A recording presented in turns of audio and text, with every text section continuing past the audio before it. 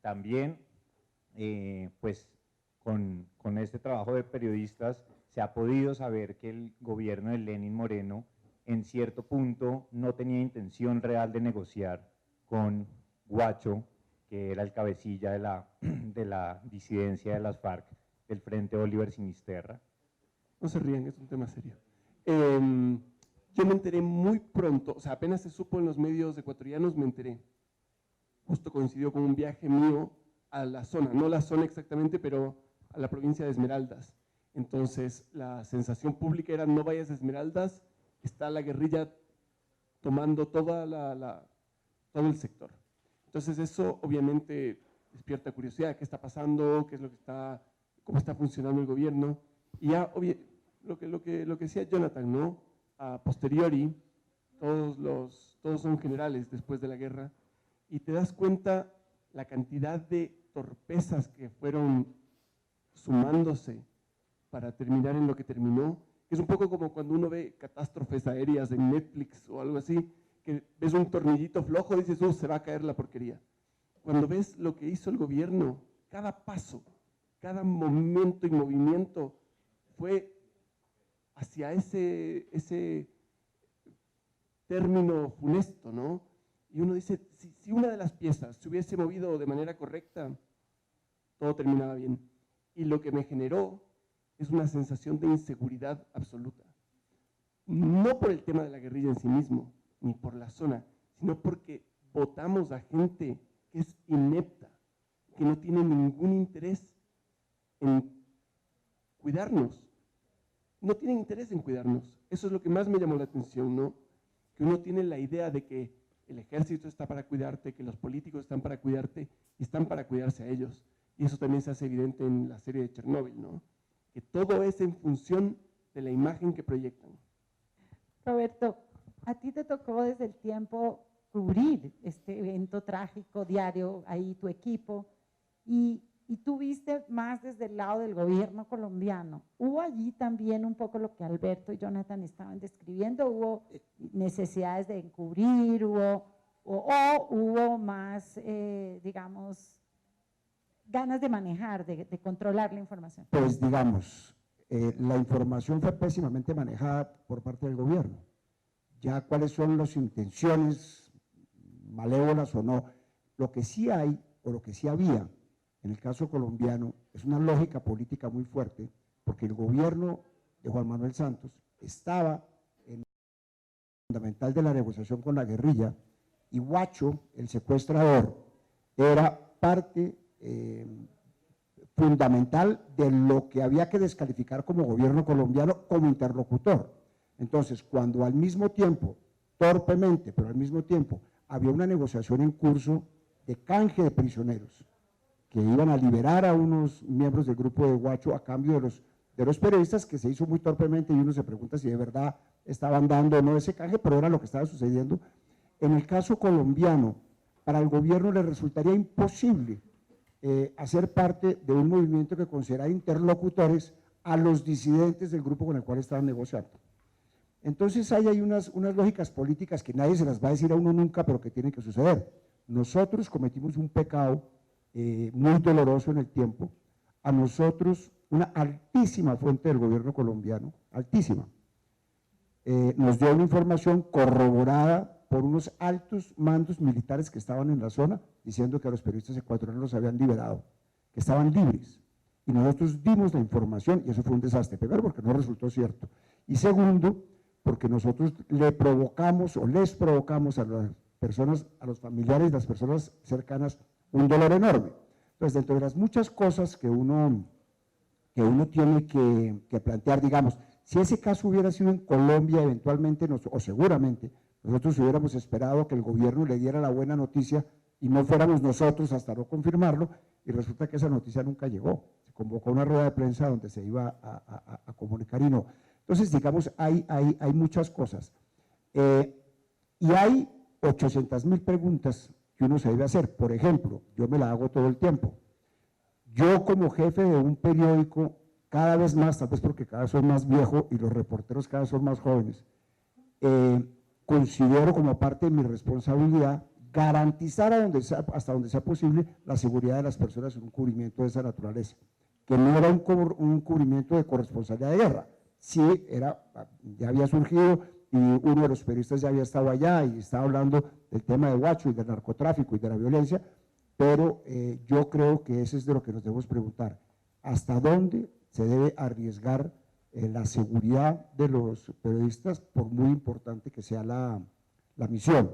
Y la otra es, ¿qué tan realista debe ser uno de que en esos sitios no hay seguridad, de que en esos sitios no hay ni Colombia ni Venezuela, sino hay un imperio del narcotráfico y de la violencia que nadie le va a garantizar a uno que lo va a poder proteger? Esa y muchísimas otras preguntas surgen de la lectura de este libro, que repito que es buenísimo y que me gustaría que en algún momento se publicaran los nombres de los autores, porque es un trabajo muy bien hecho.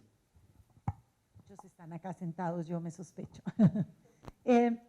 La seguridad fue definitivamente un problema. Los periodistas ecuatorianos le da a uno la sensación que iban, sí, tal vez en eso los periodistas colombianos cometimos muchos de esos errores muy al principio, cuando las cosas se pusieron muy feas, y seguramente los seguimos cometiendo, pero cada vez menos. Ha habido una enorme reflexión de todos los directores, de todo en Colombia, de cómo garantizar la seguridad de un periodista que sale, y hay mucho esa reflexión. Uno entiende que en Ecuador, que no estaban acostumbrados a esto, poco se confiaron. ¿Cómo hicieron ustedes para investigar esto y garantizar la seguridad de los periodistas? Porque si los periodistas que fueron a la primera cayeron a investigar lo que pasaba allí, ¿cómo aseguraban ustedes que esta segunda ola de periodistas no fuera, sobre todo con lo que dice Roberto, que al final en estos lugares uno puede asegurar la seguridad hasta un punto, pero llega un punto en que hay muchísimos imponderables, ¿no? Sí, pues para poner esto en contexto, este caso fue el primer caso de periodistas asesinados en Ecuador, digamos que también por eso la conmoción que termina generando y pues digamos como la necesidad también de ponerle mucha atención a la protección de los periodistas, además en una zona que era específicamente el pueblo de Mataje, donde realmente no había ninguna autoridad que estuviera a cargo de esa zona, ¿sí?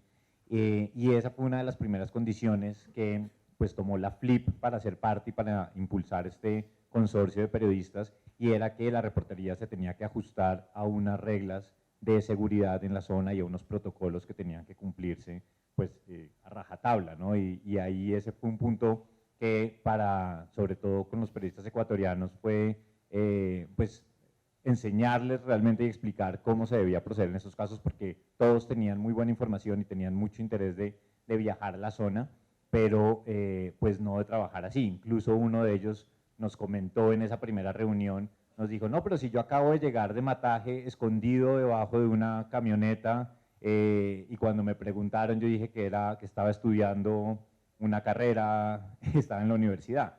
Entonces, pues digamos como poner eso también fue clave, y la organización del proceso que permitió que al final el grupo de periodistas pudiera viajar a Mataje después de 6 meses, perdón, donde nadie había vuelto a entrar, nadie, digamos, de periodistas y de medios había vuelto a entrar a esa zona. Entonces, eso fue fundamental para poder llevar la investigación. ¿Cuáles fueron, digamos, 2 claves para todos los periodistas que están acá, 2 claves de seguridad centrales para poder volver a los 6 meses? Pues que toda la reportería tenía que estar sujeta a un protocolo, es decir, que por ejemplo en Mataje no se iba, o en las zonas de la frontera no se iban a hacer reportería después de las 5 de la tarde, que no se iban a ir a hacer entrevistas a lugares que no fueran seguros, que siempre tenía que haber una frecuencia de comunicación entre los reporteros y la persona encargada de seguridad de la fundación. Pero sobre todo, como si uno hace énfasis en la protección y en la seguridad a lo largo de todo el proyecto, pues ya todos iban interiorizando prácticas que son sencillas, pero que tienen que llevarse a rajatabla y que tienen que seguirse minuto a minuto para no pues, tener ningún problema. Y en el momento que llegaron a Mataje, ya eso había sido interiorizado, incluso llegó un reportero francés que pues tenía como... No lo tenía tan interiorizado y pues rápidamente también se acostumbró, digamos, como al protocolo. O sea, lo alinearon. Lo alinearon. Y bueno, también en ese momento de llegar a Mataje hubo el ejército ecuatoriano se ofreció a movilizar a los periodistas y eso también se rechazó, se dijo que no se podía entrar pues tampoco con ningún actor armado a esa zona. Hubo errores, ustedes han mencionado errores del periodismo, errores de los políticos, pues del alto gobierno. ¿Hubo errores de la justicia en la investigación? ¿Ustedes consultaron y revisaron muchos los expedientes, los fiscales, lo que se investigó? ¿Qué errores se encontraron allí? Para mí hay un punto de quiebre digamos, como en la credibilidad hacia el gobierno de Lenín Moreno y ocurre en diciembre en Washington en una audiencia entre la CIDH. Después de que habían pasado 6 meses de investigación y donde el gobierno le había dicho a los familiares, vamos a ser transparentes con ustedes, les vamos a entregar la información, va a haber avances en investigación, el gobierno ecuatoriano se paró en cabeza de su procurador frente a la CIDH y dijo que el secuestro había ocurrido en territorio colombiano y que ellos no tenían ninguna responsabilidad de nada.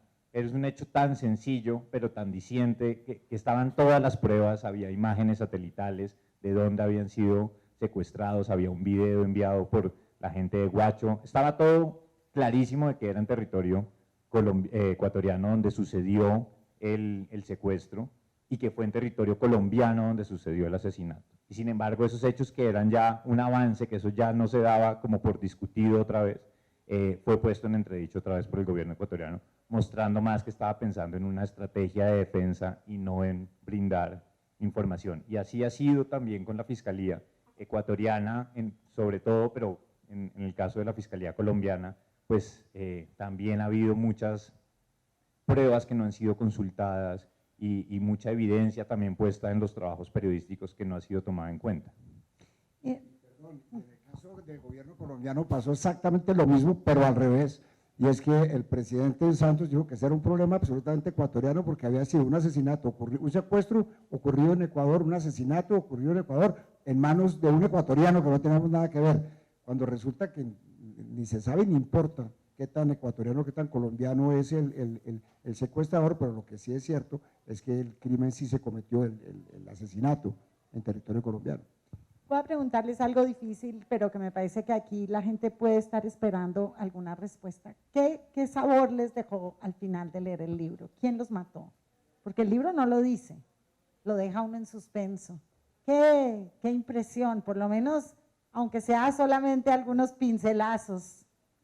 Lo discutimos ahora porque a ti te llegaste a la conclusión contraria a la mía. Por la manera como están encadenados los hechos, no resulta para nada extraño que los haya asesinado Guacho. Los tiene secuestrados, los tiene como rehenes para un canje de prisioneros y está sistemáticamente amenazando con que los va a matar y cada vez se va volviendo más dramático, más agresivo el ultimátum, de manera que llega un momento que dice, ya los voy a matar y punto, y los mata. Digamos, uno puede llegar a la conclusión de que los mata. Sin embargo, en el momento en que se hacen los análisis de los estudios de balística, queda un poquito raro que unas personas que están amarrados, que hay unos constancias de que estaban amarrados inclusive con cadenas, hayan sido ejecutados de una manera tan rara porque les dispararon por detrás a no muy corta distancia, a 1,5 metros o algo así, no recuerdo bien, de espaldas como si estuvieran corriendo. Entonces ahí le queda a uno como la sombra de duda, porque parece un poco extraño, que es un ajusticiamiento muy poco particular para unas personas que llevan un mes cautivos. Porque las fotos que me llegaron a mí, me fijé, busqué y no estaban encadenados. ¿Los mataron y les sacaron las cadenas o es un poco tu teoría? No están, digamos, se sabe que estuvieron encadenados, están encadenados. Pero lo que se deduce, o lo que deducen los periodistas del informe de la medicina forense, es que no estaban amarrados a la hora de matarlos y que los disparos entraron por la espalda. Entonces, pues ahí la imaginación puede volar lo que quiera. Y Alberto, también un elemento que a mí me dejó muchas dudas y es esa que tú lo mencionaste ahora, la persistencia en el encubrimiento. O sea, si es un malo que mata a unos periodistas, pues ¿por qué encubrirlo tanto? ¿Por qué tapar tanto? ¿Por qué Es que ese es hacer, el punto, ¿no? es como, O sea, piensa un como poco, que no le ve uno razón a eso. que piensa un poco cómo funciona uno en la vida, ¿no? Que cometes un error y para cubrirlo comienzas a hacer una cadena de errores, hasta el punto en que es inmanejable. Y para mí fue eso, ¿no? De parte del gobierno ecuatoriano, que es lo que yo conozco más de cerca y tras lo que leí cuando me entregaron el relato, y que esto ya tiene que ver con mi parte. Mientras iba leyendo, iba teniendo una sensación de ahogo, porque te das cuenta que cada paso, cada decisión, cada movimiento era mal ejecutado, mal decidido y mal tomado, al punto en que terminan todos muertos y el final es el que a mí me mata. Cuando ellos dicen, cuando los que supone que los ejecutaron, hablan de la manera más sencilla, bueno, y nosotros fuimos después a cobrar la platita. En el fondo termina todo siendo un proceso de casi comercial. Yo quisiera añadir 3 elementos que es importante a la hora de intentar responder esa pregunta. Uno es que Guacho se dio cuenta que había cometido un error al secuestrar a los periodistas y lo hizo muy rápidamente, y eso hay relatos del grupo de Guacho que lo dicen, y por eso también su afán de mirar una solución rápida para entregar a los periodistas, porque inmediatamente sintió la presión de la policía y del ejército. ¿Fue presión del ejército o fue, perdón, porque a ratos a mí me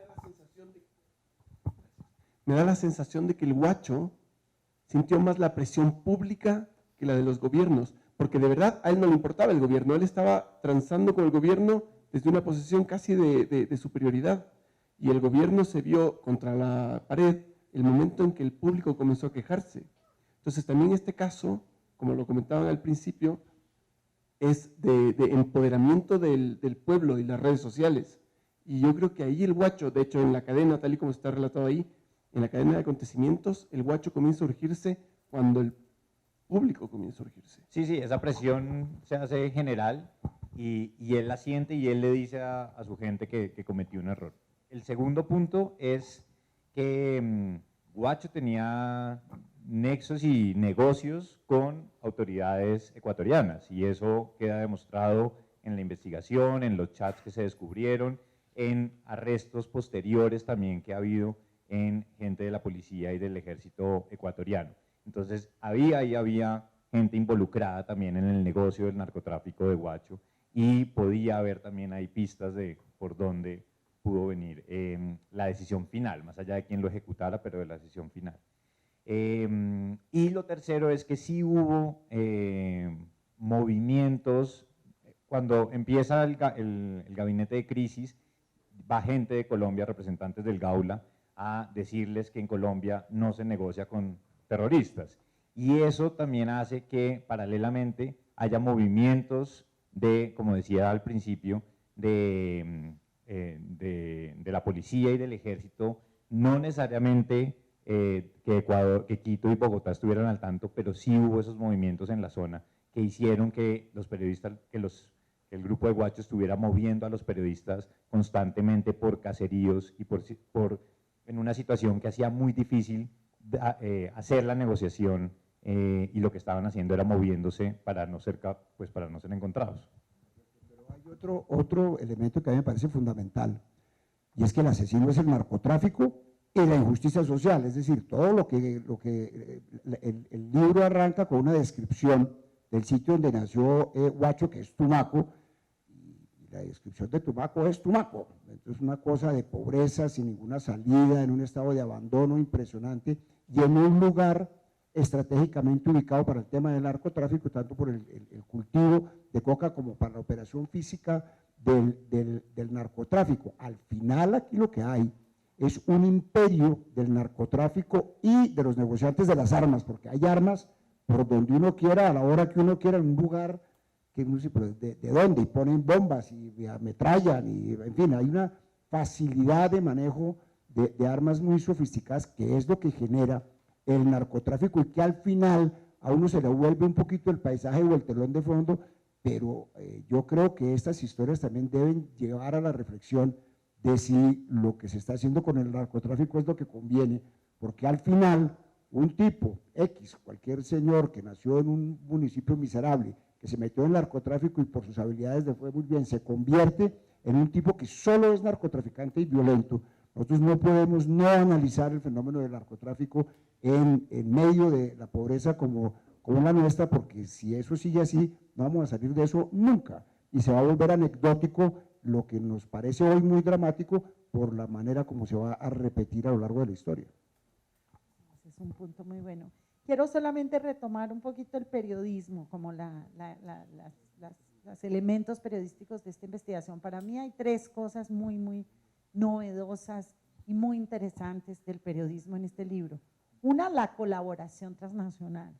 El hecho, porque durante años nos han pasado cosas que los periodistas colombianos vamos hasta la frontera con Venezuela o hasta la de Brasil o hasta la de Ecuador y nunca pasamos, nunca se nos ha ocurrido armar la historia con los del otro lado. Entonces, esa es una de las primeras cosas y quisiera saber un poco de dónde salió la idea.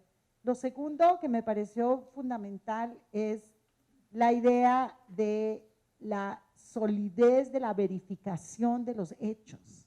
Casi que cada frase de este libro está verificado varias veces con un rigor que uno no ve con tanta frecuencia. Claro, es un periodismo trabajado con mucho tiempo, que es un poco lo que hablábamos con Roberto antes de empezar, que el periodismo diario, pues le toca ser como el primer borrador de una historia que está llena de trampas porque todos los que están involucrados quieren desinformar y uno se queda y es muy difícil superar esa trampa, pero sin embargo sí me gustaría que me contara un poco cómo lo viste tú, Roberto, desde el punto de vista del rigor, de la precisión, de la verificación de los hechos, y Jonathan, cómo lo hicieron. Y por último, la otra gran novedad, por supuesto, es la idea del relato gráfico, y que está en el libro y que está también en el reportaje, con todas estas cosas 360 y todo eso.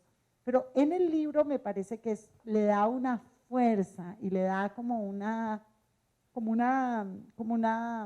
¿cómo se diría yo? Como un oxígeno a un tema durísimo, pero que también lo populariza y lo hace cercano a la gente. Alberto, ¿de dónde salió esta idea y cómo fue que tú te enfrentaste a un tema tan difícil para hacer un relato gráfico de esta calidad? Entonces son como muchas preguntas, pero si quiere arranquemos por la primera, que es el tema de la colaboración transfronteriza. Yo creo que si uno lo mira con la distancia del año, ese trabajo colaborativo entre los periodistas es lo más bonito que deja todo este proceso. Y ahí pues el liderazgo de Nathan Jácar y de Sinar Alvarado, que están acá, y de muchos otros periodistas que trabajaron, fue fundamental.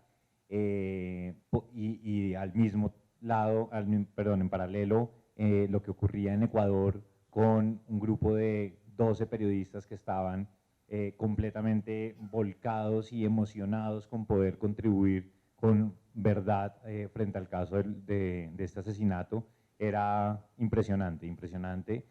Y ahí con lo que tú decías de la rigurosidad y la verificación de los casos, eso tiene apellido propio y es Nathan Jácar y la organización para la que trabaja, que tiene una rigurosidad impresionante para todo. Si uno estaba escribiendo en el texto y decía, la casa verde, pero tiene una foto donde me muestre que la casa sí es verde, hasta ese nivel de verificación llegaba cada una de los datos que se estaban mostrando, y ese fue un proceso también de aprendizaje en general, porque pues ni aquí ni en Ecuador estaban acostumbrados a ese ejercicio, y ese fue un ejercicio que llevó muchísimo tiempo.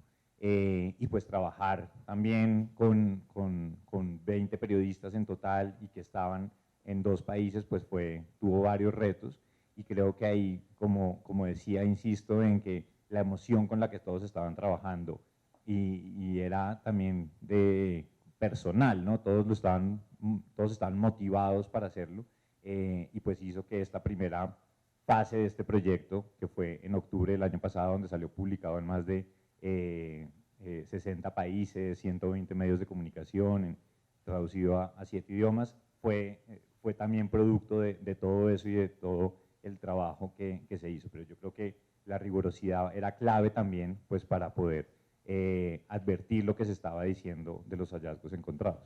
¿Hubieras podido, tú crees, hacerse este libro sin esa colaboración periodística? ¿Y hasta qué punto te llamó la atención, te saltó a los ojos el rigor? No mucho, digamos, no, este libro no lo puede hacer un colombiano con visión colombiana exclusivamente.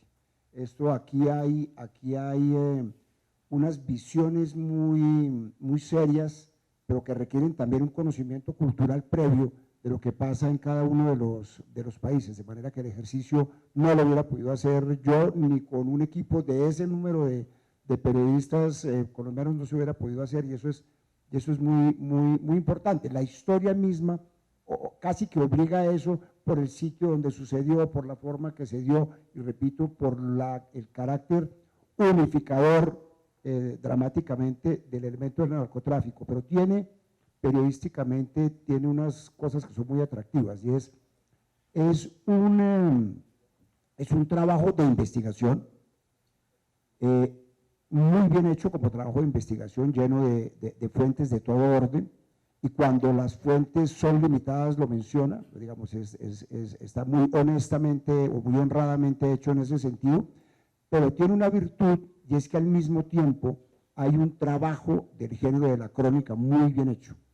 Desde que arranca el libro, que uno ya sabe que los periodistas están saliendo el último día de su libertad, de sus casas y tal, como un relato casi cinematográfico que permite la crónica, hasta la escena que es terrible, donde supuestamente por un testigo ellos son asesinados. Entonces esa virtud no es muy frecuente, de que haya una prosa fluida que ayude a que uno esté interesadísimo por lo que va a pasar, a pesar de que como estas historias ya se sabe el final, y al mismo tiempo no brincarse, que la literatura no se vaya a brincar el rigor de las citas y de las citas responsables. Alberto, cuéntanos un poco entonces cómo te enfrentaste tú para hacer este relato de historieta, digamos, cómo manejaste tú esta cantidad de información para simplificar y contar esta historia. Ese es exactamente el punto. Bueno, la idea de documentar a través de la gráfica no es nueva, y hay grandes dibujantes que lo hacen muy bien, y hay un espectro muy amplio además dentro de esa posible documentación, ¿no? Tienes gente como Joe Sacco, por ejemplo, que es un tipo muy metódico y muy le gusta mucho la documentación precisa. Entonces, si te hablan de un tipo de pistola, esa pistola va a estar ahí. O gente como Guy Delisle, que es un canadiense que también hace registro documental, pero es todo lo contrario, es una mirada muy subjetiva, y es una documentación desde la emocionalidad. Y todo este espectro a mí me parece atractivo, ¿no? Porque ambos te están dando desde una mirada personal, que es lo que debería tener la gráfica. Cuando me llegó la información, me conflictó mucho el cómo hacerlo, básicamente porque no tengo la habilidad de Sacco ni la emocionalidad de Delisle, pero cuando los chicos de la liga los chiques, soy inclusivo, los chiques de la liga me invitaron a participar, uno de los como golpecitos en la espalda que me dieron fue: queremos tu visión. Y eso me dio la libertad de enfrentarme desde mi emocionalidad subjetiva.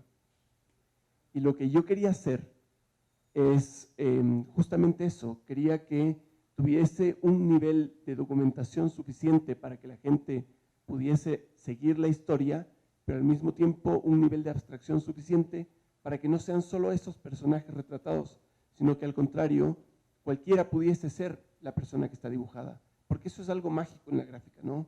Que tú puedes identificarte con Tintín, te identificas con Calvin y Hobbes, te identificas con personajes de historietas, porque de una u otra forma el nivel de abstracción hace que tú puedas visualizarte en eso.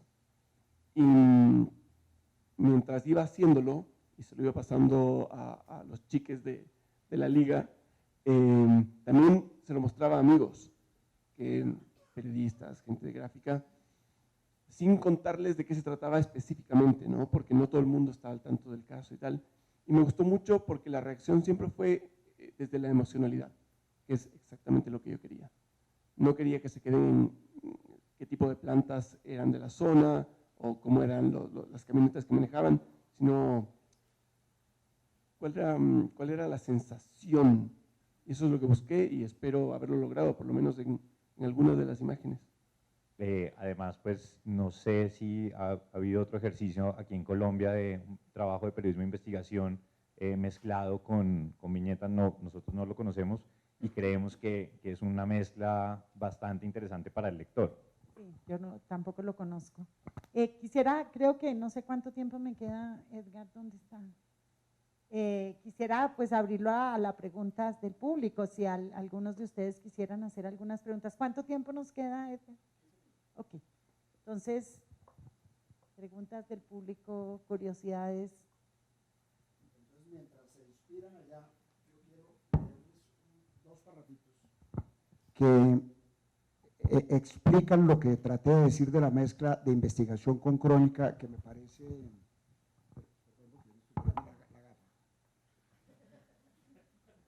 Un hombre de cierta edad. Dice… Los llevaron a un terreno plano, a 100 metros del río Mira, a 7 kilómetros de la frontera con Ecuador, y a menos de 20 kilómetros de Mataje, donde les arrebataron la vida. Según contó la fuente, Efraín, preocupado, preguntó qué les iban a hacer, que si los iban a matar. Alias Perú, uno de los sicarios, le dijo que sí, comillas, por no haber cumplido con el acuerdo, comillas. Eran las 8 de la noche, estaba oscuro y llovía. Según el testigo, mientras él alumbraba con una linterna, los asesinaron con pistolas Pietro, Beretta y Tauro de 9 milímetros. Comillas, les empezaron a dar plomo como 20. Después se ponen a tomarles fotos también. Y de ahí, dice el gringo, vamos a hacer el hueco. Yo solamente estaba alumbrándoles, prestándoles la guardia a ellos. Y allí hicieron el hueco y los enterraron. Ya después nos dirigimos a donde el camarada Pitufo y allá nos dieron plata. Este es dramático, parece escrito un escritor de novela y al final es una pieza periodística que tiene unas fuentes rigurosísimas citadas ahí, en este caso no documentos, sino una frase de un reinsertado sobre cuya verdad nos ponen en duda desde el comienzo. Sí, la verdad que sí está muy, muy lindo. ¿Tienen preguntas? ¿Sí, Pedro? Tú. Bueno, mi pregunta más que nada es para Alberto. Yo conozco pues tu trabajo desde hace ya cierto tiempo y siempre lo he vinculado con el humor. Siempre, siempre. Cuando me enteré de tu participación en este proyecto, de inmediato se me vino a la cabeza el trabajo de Carlos Jiménez con Paracuellos. No sé si conoces ese cómic que muestra una historia muy cruda, muy fuerte, pero en un estilo de línea casi que humorístico. Parece dibujado por Ibáñez. Sí, casi que de esa manera. Es casi que algo que me gustaría mucho que me compartieras, y es cómo logras, a pesar de tu estilo de línea tan característico y tan propio de Alberto Montt, cómo vincularlo a una narrativa tan seria, tan dramática y tan trágica. Hola. Yo creo que hay pocas cosas más serias que el humor en general, ¿no? El humor es simplemente una herramienta que uno tiene para protegerse, para comunicar ideas, como un caballo de Troya, ¿no? Que llega o más bien atravesando todas las barreras y fronteras que uno suele tener en el cerebro. Desde esa perspectiva, el humor siempre ha sido una herramienta para hablar de cosas trágicas o de cosas complejas, emocionalmente hablando. Cuando me invitaron a participar en este proyecto, yo nunca lo vi como algo lejano a lo que yo hago, porque lo que yo hago es exactamente, no siempre, y no siempre de buena forma, pero hablar de cosas que me importan mucho, que son esenciales en mi vida. Y esto es una historia esencial en mi vida. Entonces, no es un acercamiento diferente al tema, es el mismo acercamiento. por ahí no hay remates, por ahí no hay el golpe humorístico, pero es una historia que tiene que ver con drama, y mucho del humor tiene que ver con drama. Aún así, hay un par de guiños de liviandad, entre comillas, tienen que ver con quizá cuando hacemos los perfiles de los personajes, que uno puede darse ciertas licencias, con el respeto debido, digamos. Pero yo no lo sentí alejado de mi línea, a eso voy yo, ¿me explico? Sentí que era muy cercano, el humor es muy cercano a la muerte. Y no hay nada más gracioso y trágico que la muerte. Entonces, ahí está, estamos, somos bichitos. El humor también desata muestra las cosas por el revés, ¿no? Decía un caricaturista famoso, ¿no? Acá decía, le ves las costuras con que están hechas las cosas, y eso es lo que te hace reír, porque te das cuenta. Y eso es algo que a veces es más serio que lo más serio, ¿no?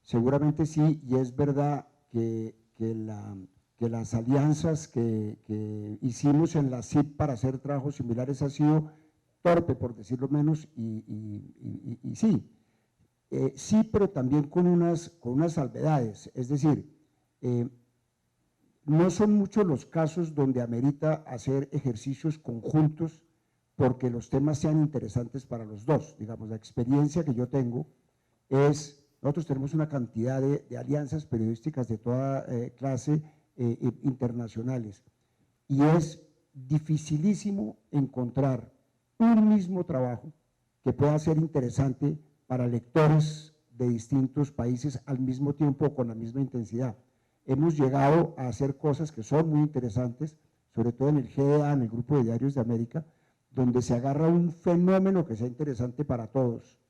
Se ha hecho temas de corrupción, se ha hecho temas de narcotráfico y algunas cosas, y algunas ciertas formas de comportamiento social que son comunes para todos, y se hacen unos trabajos que en cada país se hace un énfasis mayor en lo que sucede en el país. Una historia como esta historia la hemos debido hacer nosotros, y en eso le doy absolutamente toda la razón, y estoy muerto de la envidia, pero eso no me parece que sea necesariamente uno de los síntomas de la debilidad actual de los medios tradicionales, que siguen haciendo unas cosas con mucha torpeza y otras cosas con mucha seriedad, entre otras la denuncia, que lo hacen y lo hacen de buena manera. Ahí está, hoy aparece uno de los rankings de las fuentes de transparencia, para buscar los índices de transparencia, y los medios tradicionales están por encima de los demás de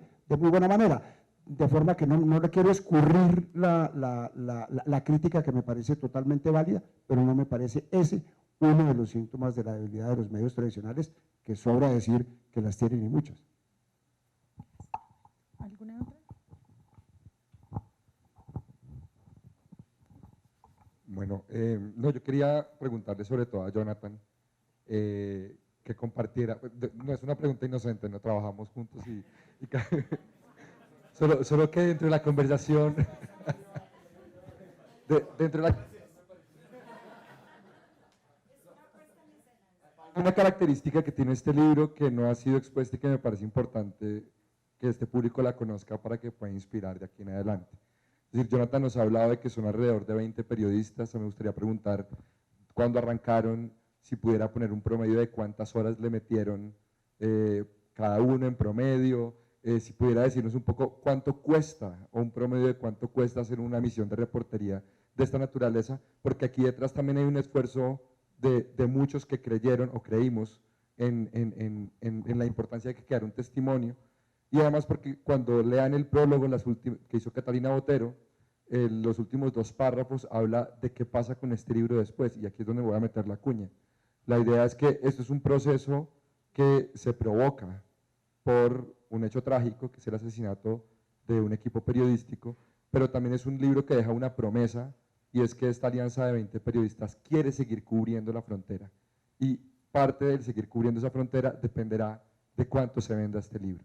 Entonces, esos datos más indicativos para saber cuánto implica este despliegue que nos lleva acá, y un poco, diría yo, seducir a este público para que nos ayude a que esa franja fronteriza que tiene un silencio que permite que actores como Guacho lleven a esto, algún día pueda brindar una mejor calidad de vida a quienes viven allí.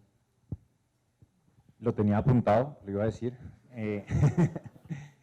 No, yo creo que, bueno, para hacer un recuento muy breve, este es un trabajo que empieza en mayo, se empieza a concebir el proyecto, y tiene un momento de inicio clave que es en junio, cuando, como decía, tuvimos esa reunión en Ecuador. En ese momento el Grupo de Ecuador era mucho más del año pasado, sí, del 2018. Y en ese momento el Grupo de Ecuador era más amplio, y finalmente ya cuando se pusieron digamos como las condiciones de seguridad, cuando se delimitaron que iban a ser 4 líneas temáticas las que se iban a investigar, que cada línea temática iba a tener una cabeza en Colombia y una cabeza en Ecuador como editores jefes, y unos reporteros que iban a estar al lado y lado, ahí es cuando ya se consolida el trabajo de 20 periodistas respaldados por además 7 organizaciones. Se hicieron pues viajes a la frontera tanto de Colombia como de Ecuador, donde ahí hubo el acompañamiento por parte del equipo de protección de la fundación. Este proyecto en esa primera fase tuvo unos costos aproximados sobre los $15.000. Hubo honorarios para cada uno de los periodistas que participaron en la historia, porque creíamos que era fundamental, pues evidentemente no solamente reconocer el trabajo, sino que eso pues también pudiera de esa manera poder tener unos tiempos más exactos en la producción de la historia, y así fue que digamos como que se organizó un poco el detrás de cámaras de este trabajo. Y después ya cuando se tiene la reunión con Planeta ya este año, para mirar cómo podíamos hacer una actualización de toda esa investigación y poder lanzar este libro, pues ahí nos volvemos a juntar con todo el equipo, y pues ahí ya se llega a la decisión que no se puede trabajar con el mismo número de periodistas, y que iban a ser pues 3, sobre todo como 3 cabezas a cargo de Nathan y de Sinar, como ya había dicho, y bueno, y yo. Y para estar coordinando todo este proyecto. Y finalmente, lo que comentaba Pedro, que es muy importante, es que las ventas, el porcentaje de ganancia que tenga el libro va a ir destinado a una beca para apoyar propuestas de periodismo en la frontera entre Colombia y Ecuador. De esa manera, lo lanzamos la próxima semana. Pedro Vaca es el director de la FLIP, él puede... Bueno, yo quisiera, ya se nos agotó el tiempo, yo quisiera cerrar con una pequeña reflexión. Hace por lo menos, ya ni siquiera me acuerdo cuándo fue el proyecto Manizales, como en el 2002, que fue el primer esfuerzo que hicimos con varios de los que están acá para investigar, incluido Andrés, ¿no? Allá Carlos, varios de los que están acá, para cuando mataron a Orlando Sierra, el subdirector de La Patria de Manizales. Salí, y era una época terrible para el periodismo colombiano, estaban matando 10, 12 periodistas al año. Nos juntamos todos los medios escritos del país, El Tiempo entre ellos, Semana, yo estaba en Semana en esa época, el de Espectador, La Patria, por supuesto, varios de los otros medios regionales, y se hizo una investigación y un trabajo de reportería grande sobre lo que los periodistas en terreno pudieron descubrir acerca del asesinato de Orlando Sierra, y después de ahí todos esos medios siguieron haciendo un cubrimiento, sobre todo La Patria, permanente, constante. Años después, estando yo en Semana, creamos el premio al coraje de un periodista con el nombre de Orlando Sierra. Se creó un video que se vio y se repitió muchas veces. Y al final logramos, después de como 10 años, que finalmente se condenara al autor intelectual del asesinato. Pero creo que más importante que eso, aunque eso fue muy importante porque era un político, y siempre esos crímenes siempre quedan impunes, porque nunca el autor intelectual queda realmente, como en este caso, creo que todavía hay mucho terreno para seguir y otros periodistas pueden tomar ¿cómo se llama?, la antorcha y seguir haciendo investigación sobre este caso y otros casos de periodistas. Pero no es un tema solamente de acabar con la impunidad, es un tema de elevarle el costo a estos personajes, de matar periodistas y de silenciar a quienes quieran contar la verdad. ¿Por qué? Porque si es gratis matar a un periodista, si a un tipo de estos no le pasa nada, como sabemos que no le pasa nada casi nunca en términos de la justicia, por lo menos los periodistas haciendo periodismo, no metiéndonos a militancia, ni activismo, ni nada de eso, sino haciendo periodismo, que también es válido y también está ahí la FLIP y otras organizaciones en eso, pero los que somos periodistas es haciendo periodismo subirle el costo, cosa que si alguien mata a un periodista, no, en lugar de silenciar, lo que hace es que se arme una gritería con el mismo tema. Entonces yo creo que ahí este es un modelo que me encanta que lo hayan retomado con esta fuerza y con esta calidad, y realmente los invito a que sigan apoyando este tipo de trabajos porque no son fáciles de hacer, no son fáciles de coordinar y son sumamente valiosos para preservar la libertad de prensa en Colombia. Y quiero darles un gran aplauso a todos los que han